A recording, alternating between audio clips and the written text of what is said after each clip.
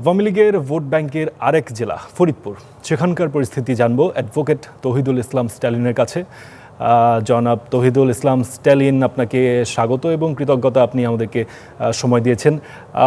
এখানকার উন্নয়নে কোন দলের প্রার্থীর উপর ভোটারদের আস্থা আপনার কাছে মনে হয়, আপনি দেখতে পাচ্ছেন কোন দিকে যেতে পারে এই আওয়ামী সমর্থকদের ভোট? ধন্যবাদ আমাকে সংযুক্ত করার জন্যে। ফরিদপুরে আসলে ঐতিহ্যগতভাবে এটা আওয়ামী লীগের একটি ঘাঁটি হিসেবে বিভিন্ন আসনগুলো পরিচিত ছিল, বিশেষ করে আপনার সদরপুর, চন্দ্রবসন এবং সদরপুরের যে আসনটি 4 নম্বর আসন রয়েছে ফরিদপুর, এটি স্বাধীনতার পরে পর্যন্ত আওয়ামী লীগ ছাড়া অন্য কোনো সংগঠনই এখানে যেতে নাই। এবছরও দেখা যাচ্ছে যে শহীদুল ইসলাম বাবুল এখানে প্রতিদ্বন্দ্বিতা করছেন এবং জামাতের প্রার্থীও রয়েছে। তো এখানেও আমরা আশা করছি যে এবার নতুন কোনো পরিবর্তন দেখা যাবে। আর ফরিদপুরে 1 নম্বর আসনটাও এরকম ছিল, এটাও আওয়ামী লীগের একটি ঘাঁটি ছিল। এখানে দেখা যাচ্ছে যে ওরকম ভাবে কেউই জিততে পারেনি আওয়ামী লীগের বাইরে।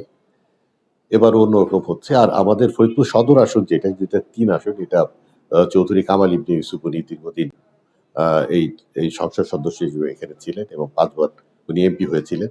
এই আসনটি বরাবর বিএনপি জিতে এসেছে আর কি। বিগত কয়েকটি 2-3টি যে নির্বাচন হয়েছে, কথিত বিতর্কিত নির্বাচন, এই নির্বাচন বাদে সবসময় এখানে বিএনপি জয়লাভ করেছে। তো ফরিদপুরের যে বর্তমান যে পরিপ্রেক্ষিতে আমরা যেটা গণমানুষের সাথে কথা বলেছি এবং সাধারণ মানুষের সাথে কথা বলেছি, তাতে অনেকেই ভোট কেন্দ্রে যেতে একটু ভয় পাচ্ছেন। অনেকে নিশ্চয়তা চান যে ভোট কেন্দ্রে কোনো রকম গোলযোগ হবে না বা কোনো অপ্রীতিকর ঘটনা ঘটবে না, এরকম বলতে চাচ্ছেন। আপনারা দেখেন আমাদের ফরিদপুর শহরে বিশেষ করে 3 আসনে উল্লেখযোগ্য সংখ্যক আমাদের সনাতন ধর্মাবলম্বী ভোটার রয়েছেন। তাদের অনেকের মধ্যেই তারা বলেছেন যে আমরা নির্ভয়ে ভোট দিতে চাই।